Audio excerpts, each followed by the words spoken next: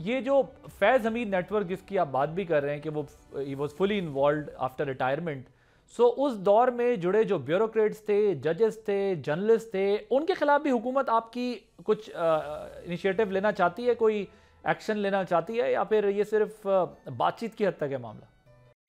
देखिए, जो मेन इसमें मुजरिम है वो फैज हमीद और इमरान अहमद न्याजी हैं, और इन दोनों के दरमियान ये गठजोड़ था मेनली। बाकी अब सर्कमस्टांशियल एविडेंस क्या होता है, शवाहिद क्या होते हैं, गवाहियां क्या आती हैं, मामलात कैसे आगे बढ़ते हैं, only time will tell.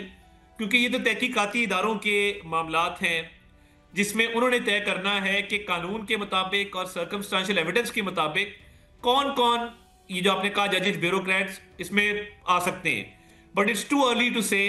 But मैं ये जरूर कह सकता हूं कि मरकजी इसमें जो मुजरिमान हैं और जो मरकजी जिनका रोल है और जिन पे फोकस है, वो फैज हमीद और इमरान अहमद न्याजी है। सब्सक्राइब करें और बेल दबाएं ताकि कोई खबर रह न जाए।